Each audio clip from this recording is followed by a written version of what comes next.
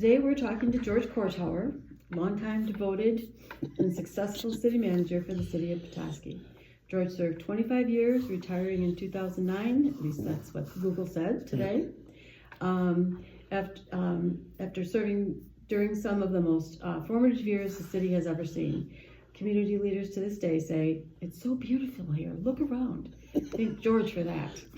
Oh, geez. Thank you, George, for agreeing to do this. I remember discussions with you in the past, and you always had great insights and stories to tell. But to start at the beginning, how did you get to Petoskey? Because I don't know that story. Are you a local? Were you born here? No. Where did you come from? I grew up in Illinois. I'm from Bensonville, Illinois, which is a western suburb of Chicago. It borders O'Hare Field. Okay. My family was one of the founding families of the community. So they had my great grandfather had come in 1844 and basically established it. And it was through a land grant. And so he got his property for an orchard, actually, and had the vision, I guess, just to lay out a community. So they were one of the original settlers. Now, the strange thing about my family is we've skipped generation after generation. The men generally didn't marry until their later years. Oh, interesting. So when I say some of that stuff in terms of background, it doesn't sound like it's going to add up. But I'm 73 years old, and this is August 26th. Yeah. August 3rd, my father would have been 130. Wow. Right. So he skipped a generation that way. He was a committed bachelor until he was in his 50s, and his father before him had also didn't get married until later in life. So a lot of the things that our family was involved with, the municipal work in Benson, it was a small town, but it was basically the family business. So growing up, my father, for instance, was the fire chief. It was a volunteer fire department, but he had been with the department for 52 years. He was fire chief for 30 some odd. Again, being a small town, my uncle, his brother, was director of public works and also the assistant fire chief. So it was kind of a close-knit group that way. But starting with my great-grandfather, grandfather, my father, we got 5 fire chiefs in the family. So that was basically the emphasis. That was a family business. But I grew up around the municipal stuff with my dad, my uncle, and so on. So I was always hanging around the fire station, the city garage, police station, village hall. I was as a kid, just brought up with it. So I knew I always wanted to do something along those lines. I could never decide which of those disciplines I wanted to be involved with. But I basically had kind of done everything from, painting yellow curbs and red fire plugs and, mowing grass in the parks and those kinds of things. I dispatched police cars. So I was involved in all of that, but I just couldn't decide, what I wanted to do for a career. I was, I guess, fortunate. I was kind of born with with an artistic talent. And so my parents very much wanted me to become an artist. And you could have succeeded. That was the big push. So I was successful in getting into the Art Institute of Chicago. Oh. So I graduated high school in 1969, and I was set to go to the Art Institute. I lasted there about 6 weeks. It just wasn't for me, and I've never really had the discipline to sit down and be serious about art. And so I finally decided at that point I wanted to do something else, and because I'd grown up around all this stuff, I thought this would be. I went to Western Illinois University and got a bachelor's degree. I had worked summers for the Bensonville Park District. Illinois is kind of a different system in that a lot of the local government functions are provided by special districts. So a library, parks, like schools, in that they are separate taxing bodies from the city. So I had worked the park district end of it, primarily in construction and maintenance. I liked that. I was fortunate, too. As soon as I graduated from Western Illinois, I had a job waiting for me at the Park District. They asked me to come back as Assistant Park District Director. So I was doing that, and knowing I wanted to get into city management, somehow. I asked around how I could go about doing that. And Bensonville had, at that time, my hometown, had just not adopted, but had come up with kind of an administrator form of government. So the first professional administrator we had in Benson was a guy by the name of Paul Schriever. He had been city manager in Minnetonka, Minnesota, not Minnetonka, in Winona, Minnesota. And so I went to Paul. I said, I'd really like to get into this business. How do I go about doing it? And so he said, well, first of all, you got to go to graduate school, get a Master of Public Administration degree. That's foremost. And then if you could find an internship, if you could, find a place where you could start out and work and get some training, that's the key to it. He said, there's one guy here in this area, Bob Morris. He's been the village manager in Glencoe, Illinois for I don't know how many years, but he's put more city managers in the field than anybody else around. And Bob, back in the early 50s, had come up with what he called an administrative assistant program. So he brought in graduate students to work for him. He was teaching them the ropes. There was a commitment you had to stay for 2 years.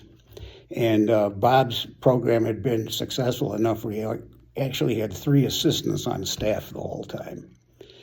So he was he was referred to as the Dean of Illinois Managers, simply because of his tenure and his devotion to the profession and, putting young people out into the field. So I'm going down the list, checking off what I needed to do to pursue this. And of course, the graduate degree, I enrolled at Roosevelt University in Chicago. They had a Master of Public Administration program there. What I really liked about Roosevelt was, number one, you could work full time and be a part-time student, basically go to school full time while working full time.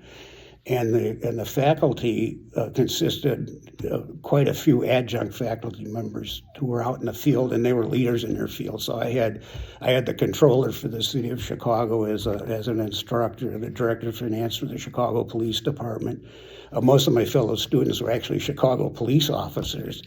But I was able to commute and go to class because most of the classes were on Saturdays and Sundays. So I could work full time and still go to school. I had one weekday class in the evening.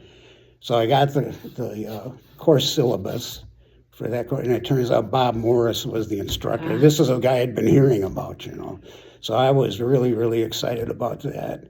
And I remember him walking in the classroom that first night. I expected him to be, 12 feet tall. He was just a normal guy, very nice guy.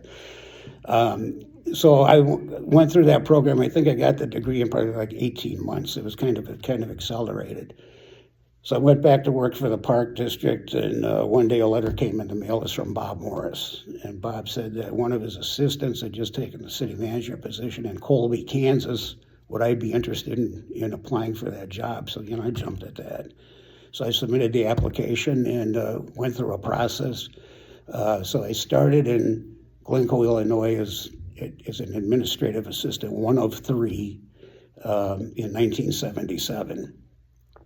One of the other guys on the staff at that time was Steve Hoffner.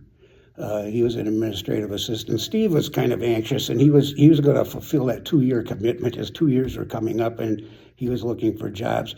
He landed a job as city manager in Petoskey, Michigan. I had no idea where that was. It was way up in the North Woods as far as we know. Steve came up here and he followed Dick Gorman. Dick Gorman had been city manager here for I think about 20 years prior to that. I do know that name. Yeah.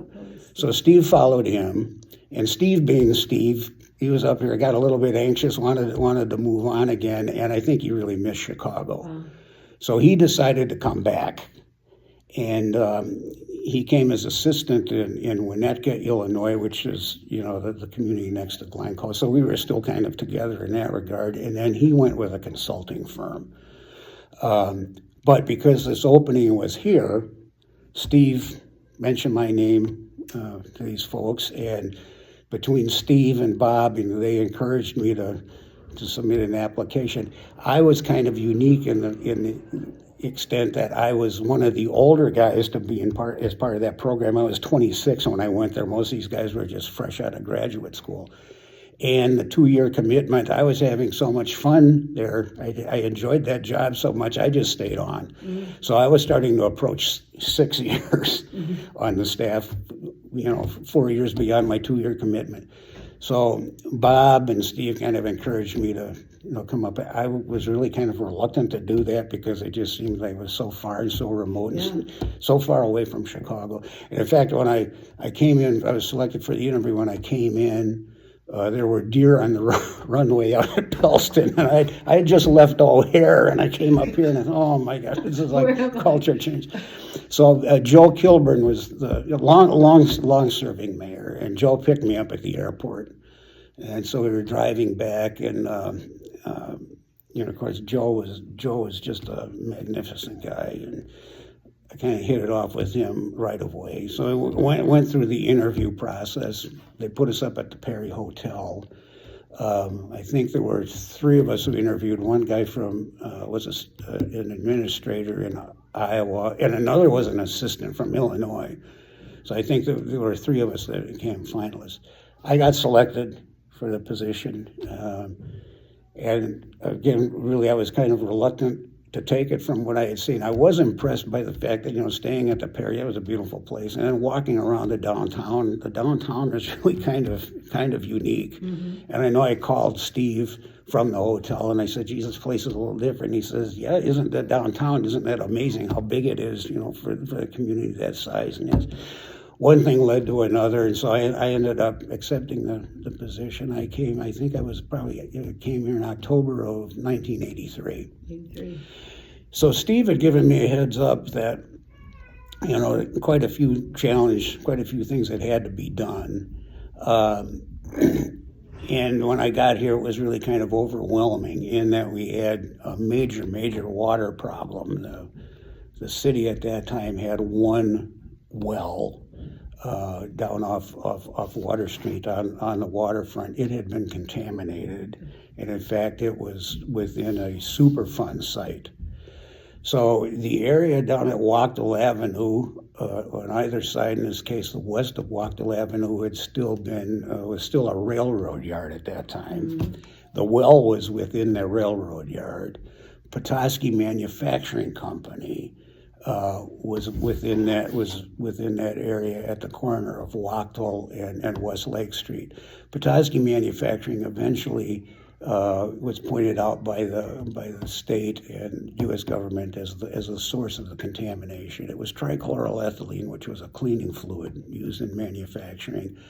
And in those days, the disposal of it was, questionable, I suppose. But there was ground contamination, and that plume of contamination had made its way to the city well. So that was the first major problem.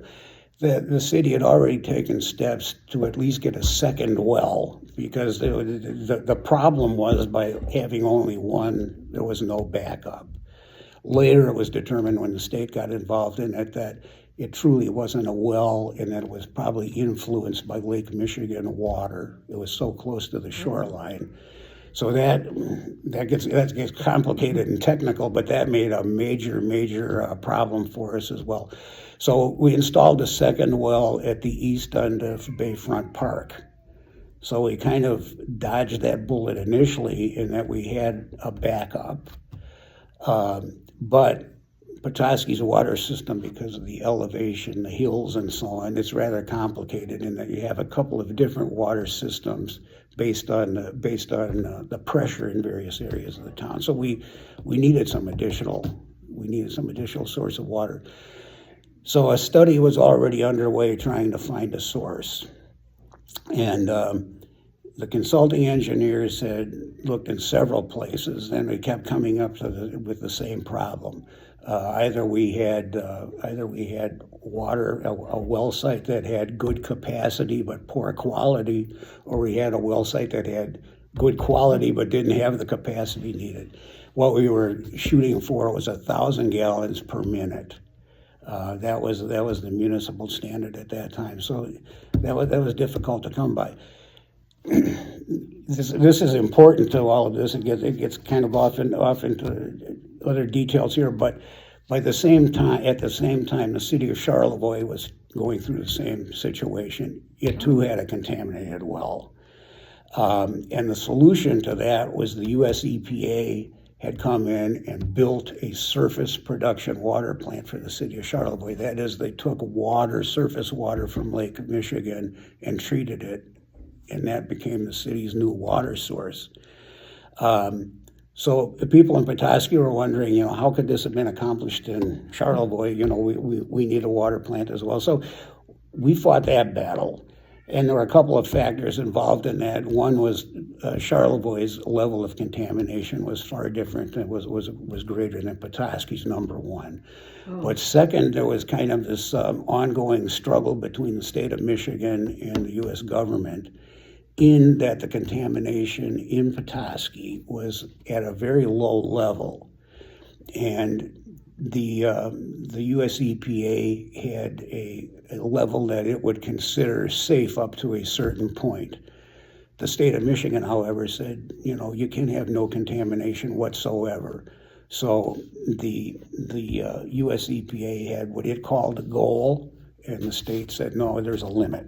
So we were kind of caught in the middle between these two agencies, trying to figure out whether or not, Petoskey was eligible to get a replacement for its water source. That struggle went on for quite a while, and in the meantime, we were still out, trying to find water, and we just couldn't succeed in that. But that was just an annoying, ongoing problem.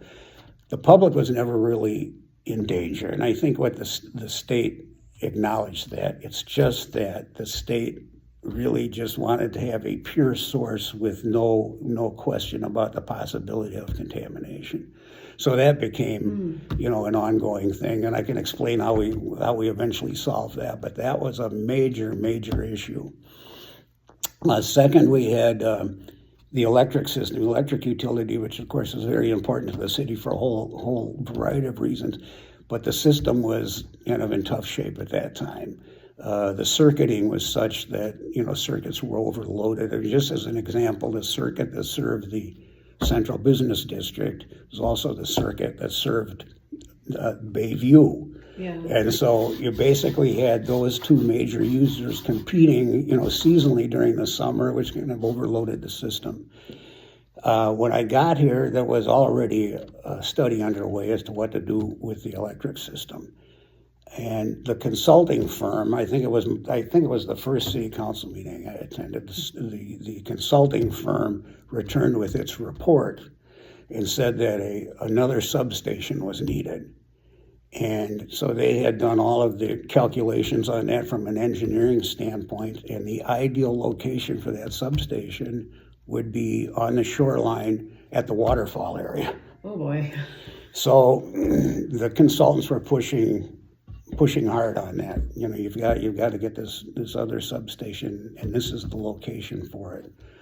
The city council, of course, received this report, and at that, Marilyn Davies was on the city council. Marilyn had a fit. Marilyn said, for heaven's sakes, of all the places we could put this thing, you want to put it down at Bayfront Park, which has the potential of, being something someday. So we were involved in that and just trying to figure out exactly where we could locate this. Meanwhile, on the east side of town, way on Mitchell Road, which is also in our service area, Bill Fetus had his Mitchell Graphics out there, and we had the power had to be pumped, if you will, from our main substation at Sheridan Street all the way out to the east end of town, and it just wasn't reliable. And Bill wanted to take some of the next steps in his business. He wanted to get to more sophisticated printing equipment, etc. He couldn't rely on the power source.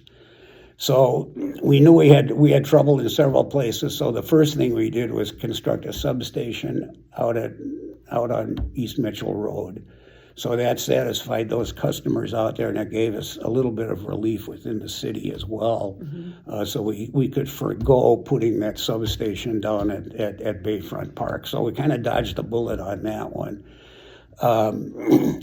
But I think the idea of putting that substation at Bayfront Park was really, really kind of just was illustrative of the whole issue toward Bayfront Park. I think people had just seen it the way it was. And it was a potential jewel, but the city at that time, for instance, was using part of it for storage. We had utility poles down there, and we had sewer pipes stacked up and that kind of thing. Most of it was gravel, and we had the city owned the two buildings down there at the river, former power plants. The diesel plant, which is now City Hall, was boarded up. It hadn't been boarded up for 20 years. That's so beautiful. And it could not function for what it had intended to be. The other building where the fire station is now, that had been a hydroelectric plant. That had been phased out years and years ago, but we were using a portion of it for a garage. The city, I think, at that time maybe had 7 or 8 sites where we had equipment parked, which is kind of all over the place. So we had some trucks down there. We had a couple of fire trucks in that garage, but the rest of the waterfront was basically unusable. The state, as part of its Harbor of Refuge program, which allowed communities to get state funding to build marinas, that existed. So we had 2 docks down there, the old city dock and another dock as well, that had been installed with state grants back in the 60s. And then it's the softball field and the Little League field, both of which had been constructed by volunteers, maintained by volunteers. Right. The big problem we also had was that the state of Michigan had acquired the old C&O railroad right-of-way. So the tracks remained down there, and they were state-owned. And so we had that problem, in that we didn't have access to that right of way. That is, we couldn't make any improvements along that state-owned right of way. So that kind of hampered things. So it was really a challenge trying to figure out what we could do with that site. Fortunately, folks years before that had acquired properties down there. And I remember Herb Carlson's father-in-law, Mr. Perry, had been mayor, and he was one of the folks who pushed to acquire property down there when it became available. And I remember him telling me that he had taken a lot of heat from people saying, my gosh, what are you doing here? This is the city's industrial future, right, and the city's buying it. That's industrial past. That's right, and that's the way people saw it. So there was just this ongoing struggle. What are we going to do with this? The city, I think, out of frustration before I had come, had those 2 buildings sitting there. What were they going to do with them? And so the voters had approved the city's sale of those buildings for commercial purposes. So there were folks who wanted the diesel plant on the east side of the river to become a restaurant. And the other one, I don't know if there were any plans for it, but there had been an artist's conception of those buildings being fixed up for commercial use, and there was a skywalk across the river connecting the 2 buildings and so on. So people, I think, pretty much had it in their heads, particularly following that referendum, that, okay, we can release those buildings and turn them into commercial use. There was some controversy involved with that, too, because, should we be expanding the central business district? Is that, or whatever goes there, is that going to compete with businesses downtown? So it's just this ongoing problem. There had been it was called a Water Resources Commission. It was a group that had been appointed by the city council to try to figure out what to do with redeveloping not only what is now Bayfront Park, the waterfront, but also the river valley. So that group had been quite active, and Brad Leach, the former city planner, was already on staff. One of Brad's first tasks was to come up with some plans, and there were grants that were made available in the early '80s to waterfront communities to plan for public improvements along waterfronts. Brad was successful in getting that grant, and he went through a lot of work, getting quotes from consulting firms, et cetera. Brad liked Beckett and Rader out of Ann Arbor, and Brad's reasoning for that is John Beckett, who was the principal of the firm, was one of the only consultants to come up here and spend a lot of time and walk the area and harassed Brad after death, asking him questions and so on. But Brad thought that those folks really had some insight and would be good to work with. So Beckett and Rader had prepared a plan under that grant program. 1981, I think it was finally finished in 1982, and that's what we went by. And they had given us some estimates as to what the cost of various things would be, et cetera, et cetera. But this was an effort that was what number after all the other efforts that had been put into doing something with the waterfront. One of the things about that plan I think was significant for us is that original 1981 plan. If you look at that plan and look at what's down there, every element is there. Mm-hmm. We never deviated from it. We might have changed some things, made this a little larger, this a little smaller, or what have you. But basically, the original plan that had been laid out, we followed it to a T. It took many years and phase after phase after phase because it was difficult to finance that all at once. But we succeeded. And the other thing I think was really a kind of a feather in our cap as far as we were concerned is John Beckett had often said that his firm had done a lot of these plans because of that grant. Their phone was ringing off the hook, having people wanting them to come and do plans for them. Said Petoskey was the only one that ever followed through on it. Oh. So we were always pretty proud of that fact.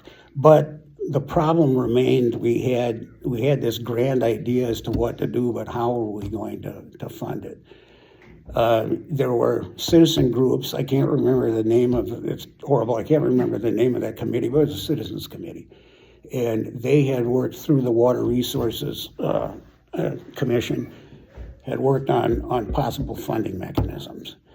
And so the kinds of things they were doing, they were selling license plates and sold cookbooks and that type of thing. And I think at near the end of that group's work, like we had $3,000. They had gotten $3,000 put together, and they were going to buy benches with that. Mm. The problem was, taking that piecemeal approach and looking at this vast chunk of land that was going to take forever. So we had to figure out some way of putting this plan into place, and we came up with the Tax Increment Finance Authority.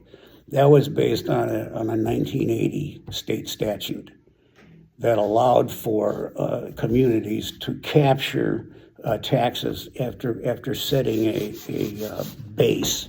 Any increase in taxes as a result of public improvements could be captured by the municipality, to finance those improvements or to further them.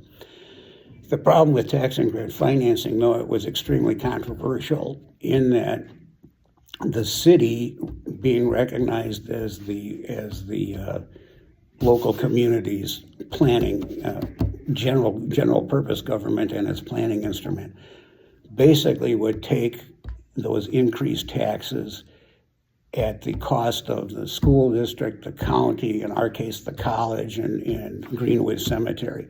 So the other taxing bodies would basically lose any additional revenue from that base time. So that was one of the problems, but the other problem was you had to demonstrate declining property values. This program was geared toward redevelopment, and oftentimes Michigan being Michigan, and particularly with the influence of the Detroit area, the redevelopment usually was to redevelop industrial areas. So we fit in that regard, if you will, but we didn't want industrial redevelopment. We wanted it as open space, as public access. So that was one of the other problems we confronted. And how are we going to demonstrate declining property values? Well, it turns out, if everything goes around, Petoskey Manufacturing Company, which had been fingered as the culprit, to the pollution problem down there, was going out of business, and its property value was declining as a result. So we recognized that And to make certain that we didn't have a major impact on the other taxing bodies, we tried to keep the district limits as tightly as we could to the waterfront and to the river valley. So we tied basically tied those the district boundaries very close to the property lines.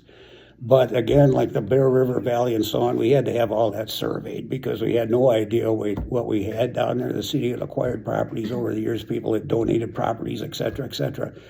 So that in and of itself was just a major undertaking, surveying the entire river valley and surveying all the property that we wanted to include within the Tiffin district along the waterfront.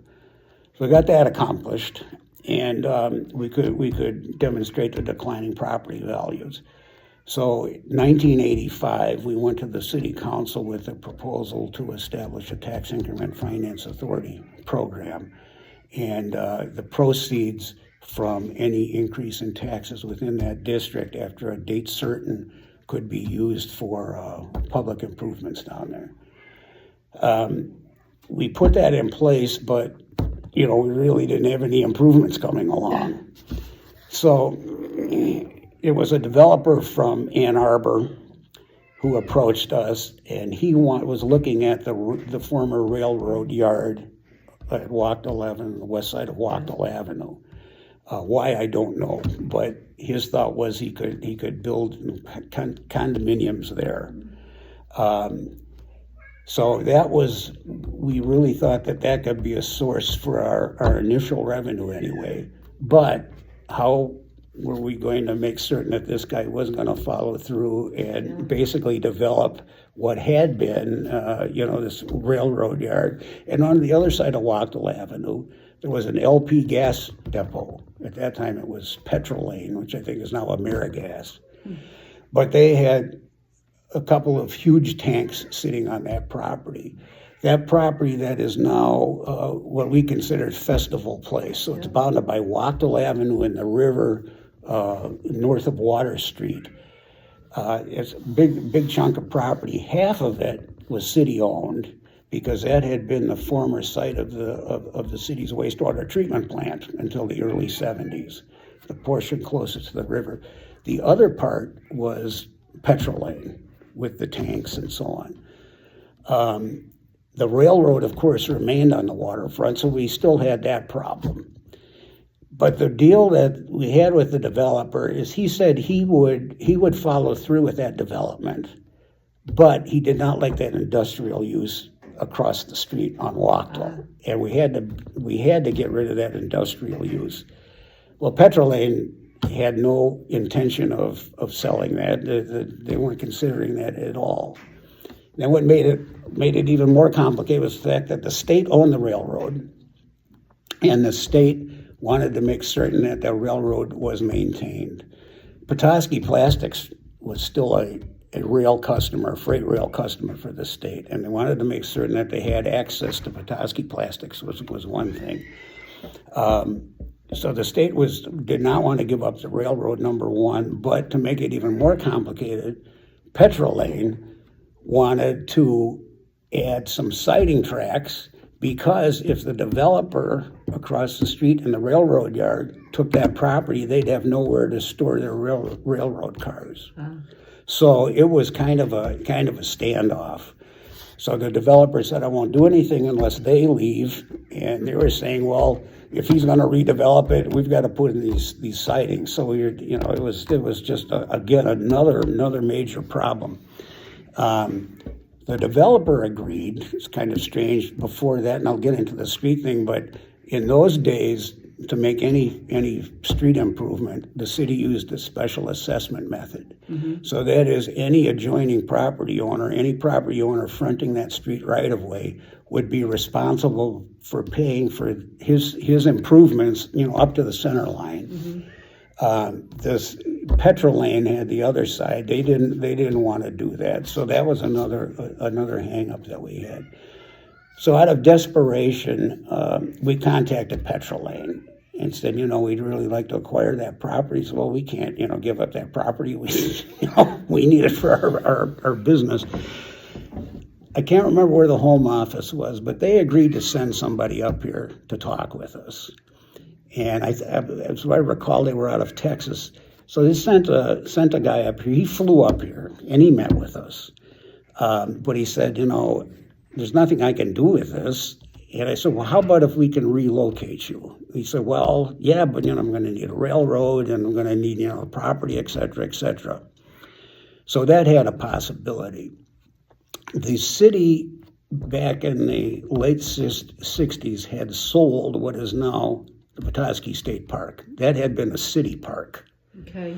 But the city had some, major problems in maintaining it, and because of the distance involved and so on, it was rather difficult.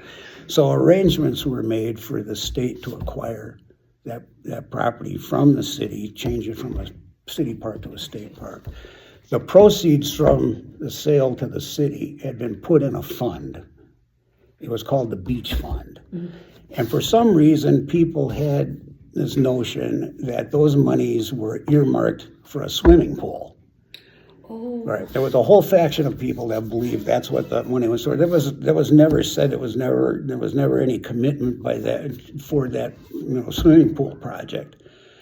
But we had money sitting in that fund. And so what our thought was okay, if that money had been derived from the sale of waterfront property, couldn't that money be used to acquire waterfront property? And to me, that was just a very simple solution. It was extremely controversial, but the long and the short of it is, I think we had about $300,000 in that fund. So we made arrangements with Petrolane to move, but that move involved the city giving Petrolane up to $280,000 toward the cost of the move. That didn't solve the railroad problem, but the city owned property along River Road. Yeah. So the arrangement we made, we told Petrolane that in exchange for that land, we would give them 3 acres of land on River Road, and the railroad agreed, the state agreed to install a siding down there to accommodate their new location. So they got the rail siding, they got the property, they got cash to, assist in the cost of moving, putting up fences, building buildings, or whatever they use the money for, and they agreed to move. So that then gave this developer some inspiration to continue with his project, but he still wanted Wachtel Avenue developed. And through the special assessment system, because the city now owned that property, the city couldn't pay for its assessment. So he ended up footing the bill on that entire street improvement, and he proceeded with the project. So we set the date certain for what's called the freeze. We froze the assessed value at December 31, 1983. So any revenues that accrued in addition to that, any addition in assessed revenue would accrue to the Tax Increment Finance Authority. So we finally had a funding mechanism, but then of course we had the controversy with the other units. The school district did not like the idea at all, nor did North Central Michigan College. But what the city staff had argued with the staffs there was that, look, if we could make this improvement, this major community improvement, and for a lot of people, they knew Petoskey by the waterfront. Let us do that. That's our charge. We're responsible. But let us do that. And yes, you might take a ding on taxes that you otherwise would have had, but the reality was you had no guarantee those taxes were coming anyway. Exactly. So we made that argument, and the two boards, the Board of Education and the North Central Michigan College Board of Trustees, kind of said, yes, we'll agree to this. You may proceed. The cemetery really didn't care. The county didn't care. So we got everybody basically to sign on to this. We began capturing taxes. So we had the plans in place. We now had a financing mechanism. But I distinctly recall when we were laying all this out, reporting to the community as to how we were going to go about this. I remember talking with the Rotary Club about it. Yeah. And as I was, presenting this, I could hear people snickering. And the reason for it is, this had been discussed for so many years, and it had been, really, folks worked very, very hard on it, but the foundation really wasn't there. And so to be selling cookbooks and that type of thing, trying to finance a multi-million-dollar project, we were never going to get it off the ground. It was important for us to get that project going, not only for the waterfront, but there was another thought too, in that simply because people at the Rotary Club would snicker when we mentioned this, we also had the downtown folks that were very much concerned about the condition of the downtown. And we knew that at some point we were going to have to figure out some way of financing streetscape improvements and so on. That was so far in the district's distance, and so much out of our control, we couldn't imagine how we could do that. But we knew that if the day came that we could figure out how to finance it, we would have to have a major commitment on the part of the people downtown to go in and tear up the central business district and not put it back together. We would, scare the daylights out of everyone. So it was important to the city staff. Our thought was if we could get this waterfront project underway and be able to follow through, so we could demonstrate that once we said we were going to do something, we were going to do it. Perhaps that would allow us then later to make other improvements elsewhere, but particularly the downtown. That was the primary concern. So we figured out how to finance it, and then there were, I guess, from a technical standpoint, state law, et cetera, there were limited ways of financing it. So that's when we came up with the idea of a building authority.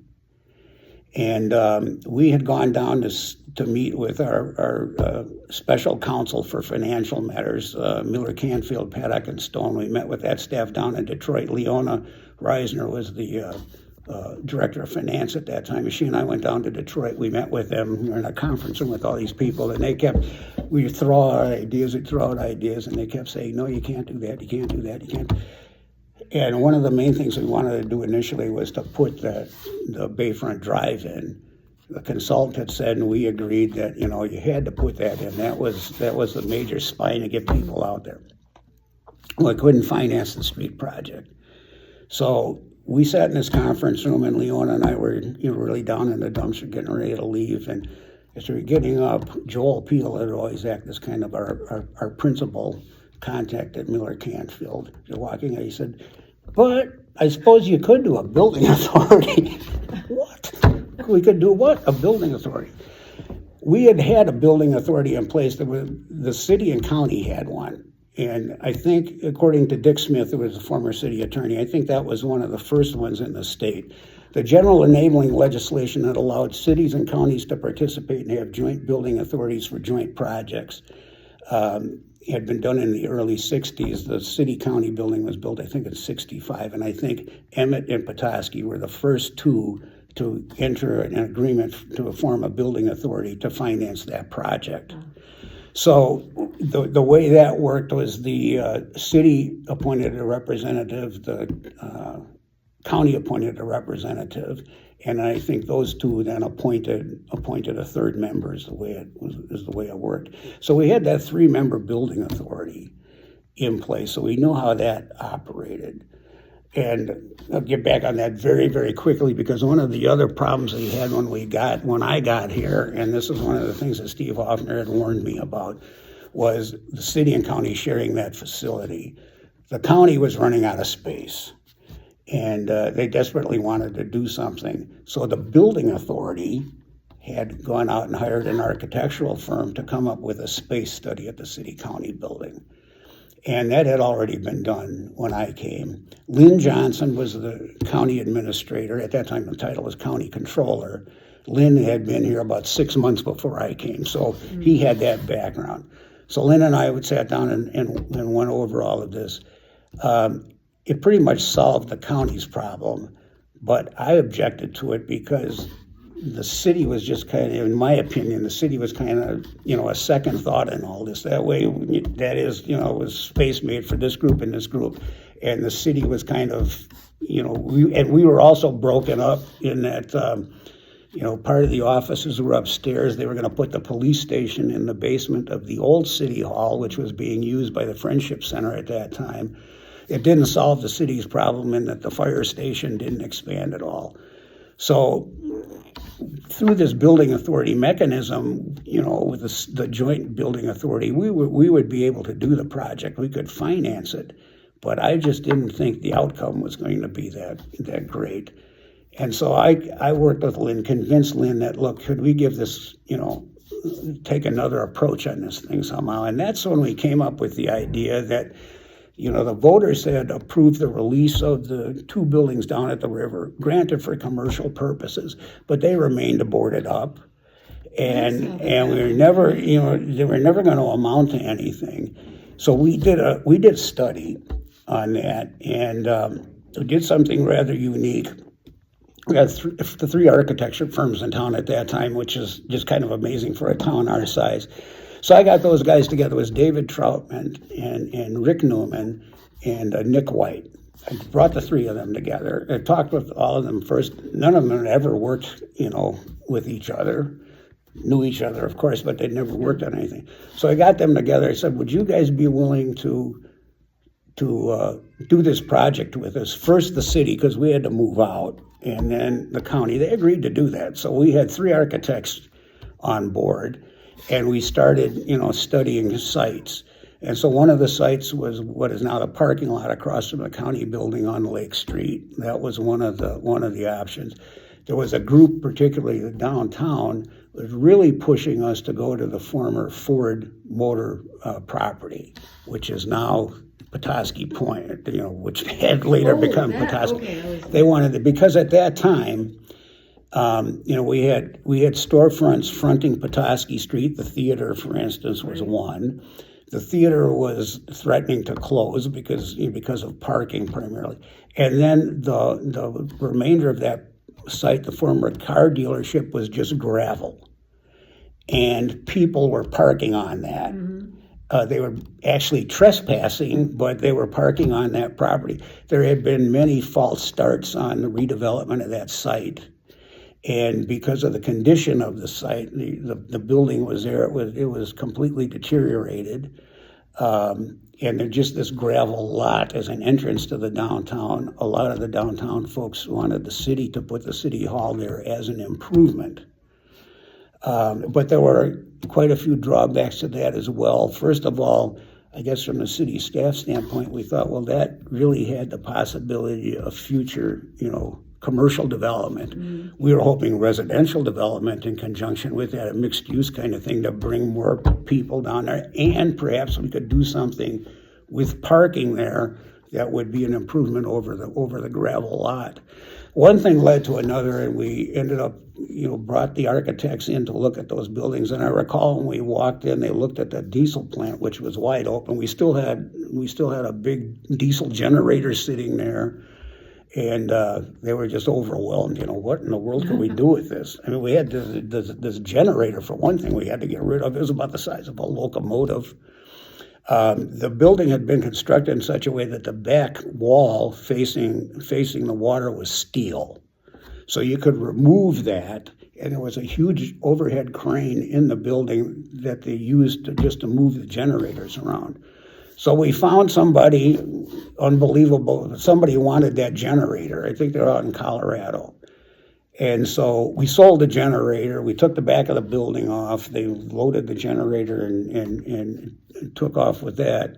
So that opened up the building for us. And then the other one, the way we kind of divvied up the work was David Troutman at that time, his major interest was archaeology. And he was going off to some dig in New Mexico or something. So he said, I can give you a couple of months, but I'm going to let these guys take over after. So David agreed that he would come up with some concepts. He did basically the site studies for us.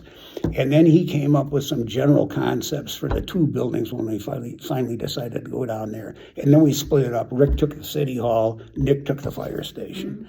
And then the commitment was once they were done with us, then they would go on to do the county project. So that's how we got into that. But again, financing was kind of an issue on that. The city's portion of the estimate to redo the city-county building, I think, was 1.5.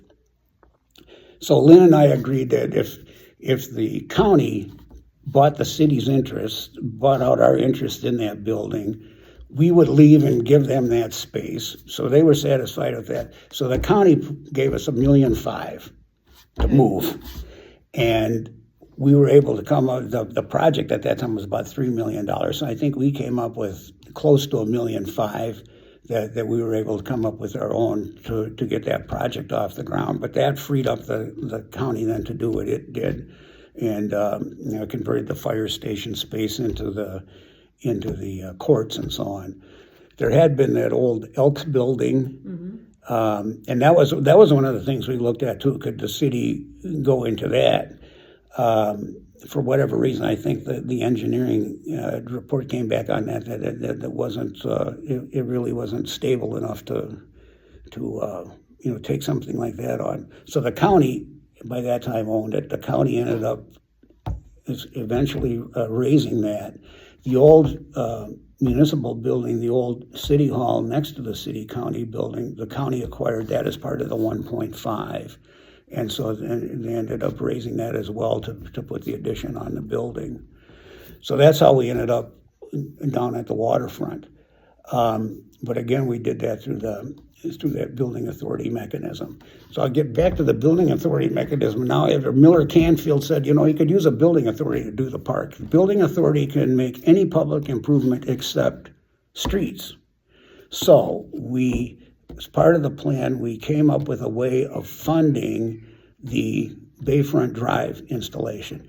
So that fell to the city council. The city council had to finance that, and we did that through a loan from the state of Michigan. So we got a loan to build the street. That was the city council's responsibility. The rest of it was left to the building authority. So the city council directed its 3-member building authority to proceed with incurring debt and to proceed with doing that project. So we had a couple of stumbles there, and then of course the railroad remained. We had that to be concerned about. But what was really a major problem was, I think it was 1986. It was a high water year. Lake Michigan's level was way up. We had a major storm, I think in October or November, and it basically washed out the shoreline. In fact, that washout was so severe that the highway embankment was really jeopardized. It had gone that far. So if we were going to spend millions of dollars down there, we had to shore up that, buttress that shoreline, because that was going to happen again any high water year. We also had a major problem in that just rainwater in a city being built on a hill, everything comes into downtown. We had an old storm sewer pipe under the highway, and everything led to that. Everything in the downtown washed into that spot. That would come out. It would be so surcharged, it would just blow out down what had been the old Dock Street, and so that was more damage. So we had the rainwater, storm water washing that portion of it out, and we had the lake washing out the shoreline. So one of the first things we had to do before we could spend a penny down there was to come up with that revetment. And so we made arrangements to bring stone in from Alpena. That's what the designer came up with, simply because of its color. Yeah. Dolomite from Drummond Island is white. They thought the gray would be better, so we brought it in from Alpena. And the first thing we had to do was just to stack in that rock just to buttress up the shore. Yeah. Then we ran into a dispute with the state because they did not want us to go out as far as we wanted to go. And so what the state finally said is, you can have the original shoreline back, but no more. So we laid the revetment along the original shoreline, and we had to backfill all of that. And that was a major undertaking in itself. I think that was over $600,000 by the time we got done with that. But that was money we wanted to use for other purposes. Mm-hmm. So with the tax increment financing, we finally had the money to do it. The building authority proceeded with the project, and I think we started in 87. And a year or two prior to that, the city had succeeded in getting some grant money for the resource center. that had been basically, it looked like a house trailer down there initially, that building, but that was Brad Leach was able to get grant funding for that. So we had that building, we had the marina, we had the ball fields. That was about it down there. So again, City Council had the ability to finance the road. We put Bayfront Drive in, and these are the kinds of things that go with this kind of project, particularly after we spent more than $500,000 just on this revetment, which we had not planned to do. Now, how much money do we have left for the project? So one of the things is, well, we'll put the road in and we'll put the curb in later. No, we didn't want to do that. We wanted to make certain that we did it right. So that cost more, but I'm glad we did it that way. So we put in curb and gutter, the parking scallops and that type of thing. We had the turnaround. So we got the road, and got the parking area at the end, and then the next step was the softball field. That had been, the Softball Association had built it, had maintained it. They used it, and of course, folks were really upset about that. That they didn't want their hard work just to be forgotten about. But I think we were able to convince them that we could improve upon it. So that was included in the first phase. So that initial phase, then we tore out what had been Dock Street, which was actually an extension of Petoskey Street before the bypass came in. When the state built the bypass in the early 60s, it closed off Petoskey Street. So Dock Street was a concrete street that ran out to the city dock. We tore all that out and put in the promenade. We put in the softball field, Bayfront Drive, and the revetment, and that was phase one of that project. So that was 87. I couldn't tell you how much it cost, but we succeeded in selling bonds for that. And that was one of those bond issues that we retired early on. It was frightening going into debt and having X number of years and whatever. I think it was probably 20 years, 15, 20 years in the debt, and you think, oh my gosh, that's a long way out. But it was paid off, and we retired, I think, 5 bond issues down there in total. So that was that project. And then I think it was 1994 when Michigan voters approved the change in the property tax. Along with that, the school districts in particular were concerned about their loss of that tax revenue and so on.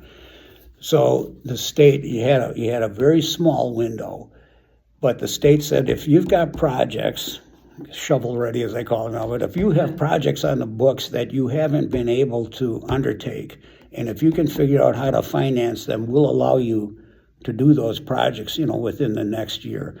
Well, fortunately, the way we had always approached this, we kept planning. And we took that original 1981 drawing, and we kept making plans based on that. So the first phase was done in 87, but we had already made plans for the rest of that work.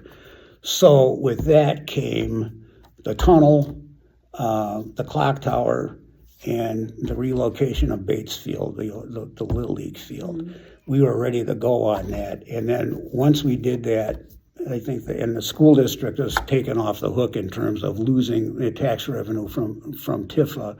I think people were satisfied with it. But that project in and of itself, that next phase, that too was controversial because Bates Field, that again was a volunteer project that was the Little League. It was on city property, but the Little League had built the field. The Little League maintained it, and that was kind of the pride and joy. But we knew that, we didn't think that was the proper place for it, number one. And there was always a scheduling conflict because they only had the one field. They needed more Little League fields. And so we had put at least one up at the high school, middle school campus that they could use. Go on that very quickly. Petoskey's rather unique in that it had a long-standing agreement with the public schools that we share facilities. So at the high school, for instance, the tennis courts, a couple of the ball fields and so on are city-owned. They were built by the city, and then we share in the maintenance of them. So that basically the school district maintains them during the school year, city maintains them during the summer. The latest improvements up there, for instance, the the football stadium, that was financed by the school district.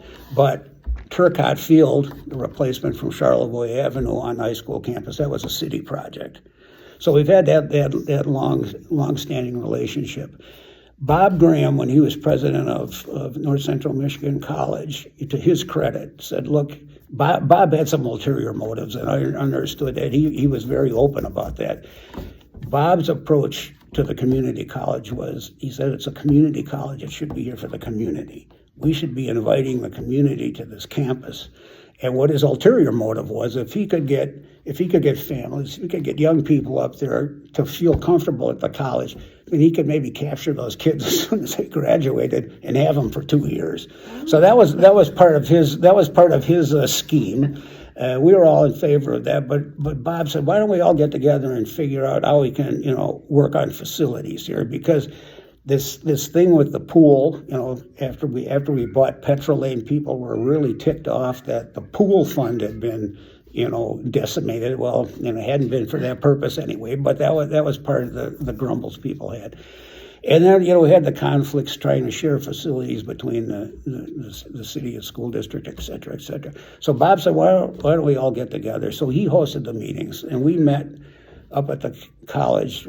I think we met weekly or every other week for going on a year and a half. So we came up with some ideas on that. And one of the things was, we mentioned right away we would certainly like to get Bates Field off the waterfront. Bob had another problem in that years ago, the city had built a fire training tower on the college campus, which was great. Again, community college, they're all working together. But this thing was just sitting out there.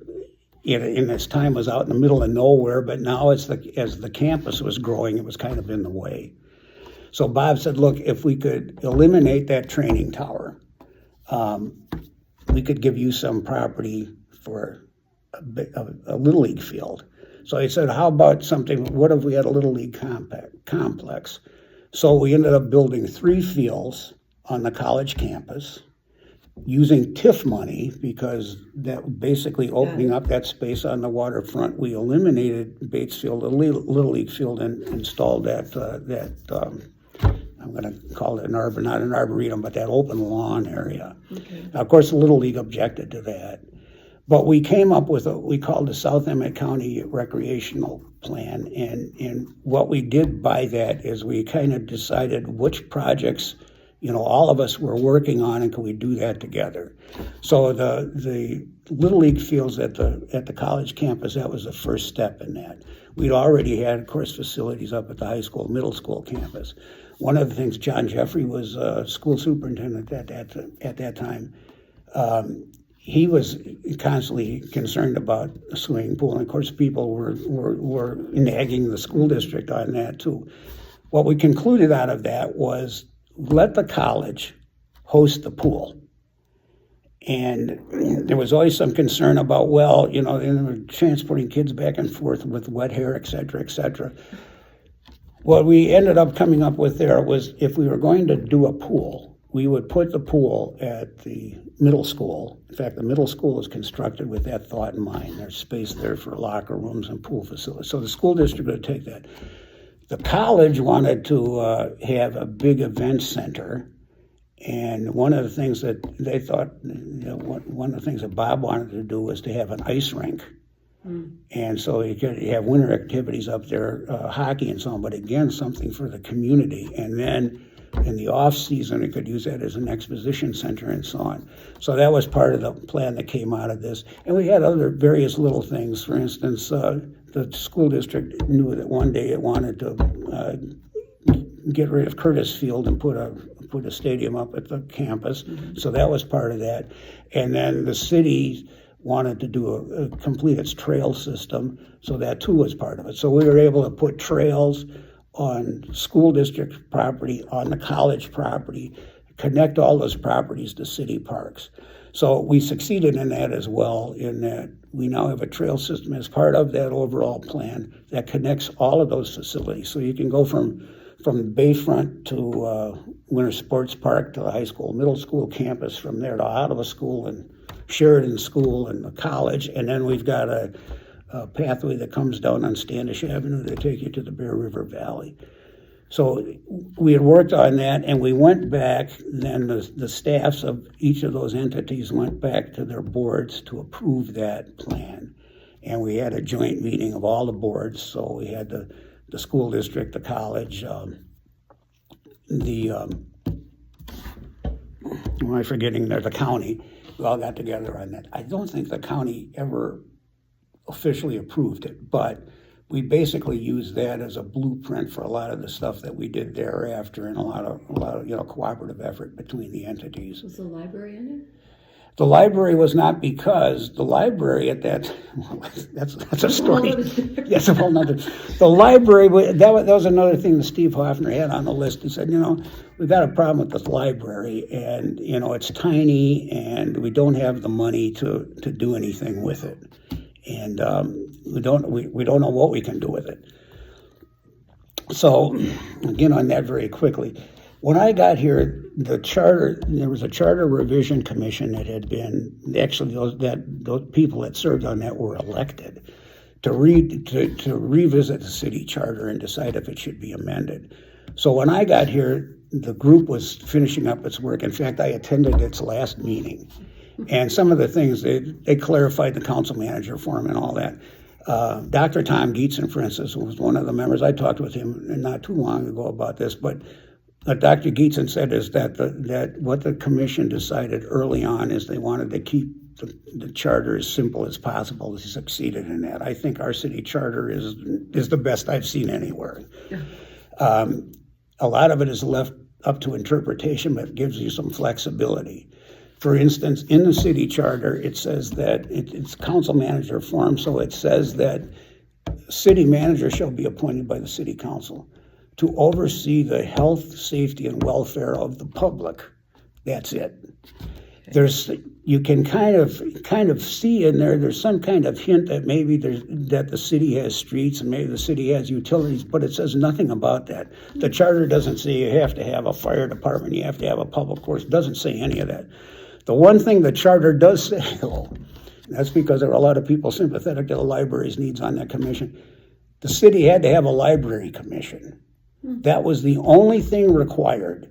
And the library commission had the authority to basically work outside the city manager, appointed staff, and so on. But the library commission also had to come to the city manager for its inclusion in the budget and so on. So there was some kind of that control. But the charter is silent on every other city service except the library commission. So we had a dilemma in that we had to have a library, and it was the cities, because we provided services to the neighboring townships and so on. But the attorneys had ruled that, look, the commission, the charter says that you can't have Bear Creek Township, sitting on the library commission, because it says that is a city commission, and it has to be city residents, in that case appointed by the mayor. So we had that dilemma. We had no way of financing improvements. We did put some time into that. A couple of library board members, Rex Miller was the library director at that time. We spent some time going around. We went down to Howell, for instance, because the dilemma was the Carnegie Building. We wanted to make certain that the Carnegie Building was preserved, but then how do you put an addition on it? So we had Rick Newman work on that for us, and he came up with what I thought were some great ideas. He had one, for instance, we were going to go out of the back of the building, and it was going to be octagon in shape to kind of match the existing building. But how are we going to go about financing it? And the only thing that we could come up with, the Arts Center also we had handicap accessibility problems at the library. Number one, we had to get that solved. Arts Center is next door. They also had the same problem. So we were able to, that was Pat Gagliardi was our state representative at the time. Pat went to bat for us on that, and he got us the grant money to install that connector and the elevator. Okay. So we made both buildings accessible as a result of that project. But we didn't know how we could proceed with the rest of it. There weren't really grant monies available for library projects. State of Michigan Bell Telephone Company, that was at the time of just following the change in whatever they called that. but the phone company had this building as surplus.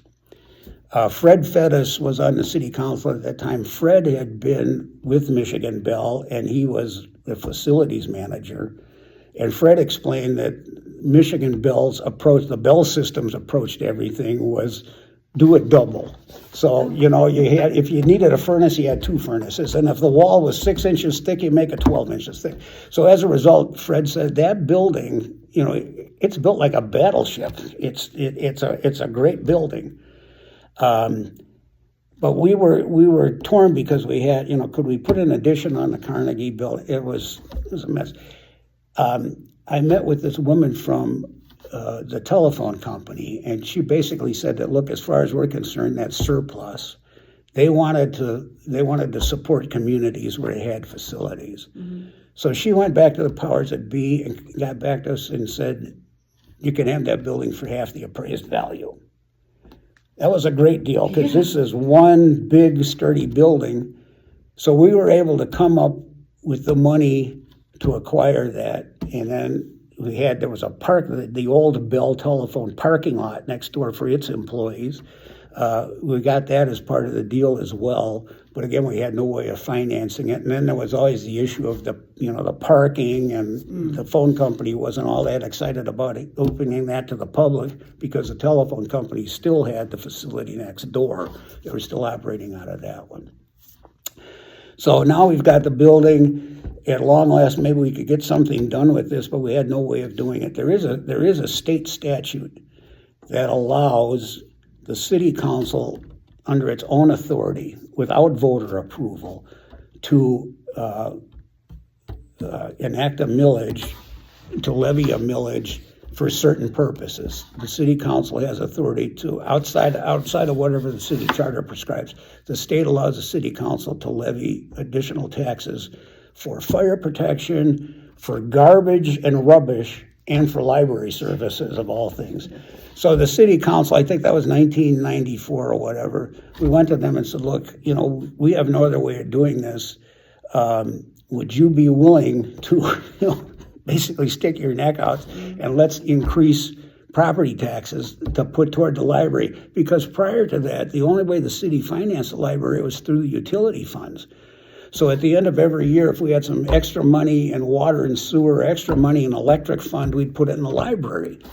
That was no way to do it to begin with, but there was certainly no way to make any improvements and to sustain it.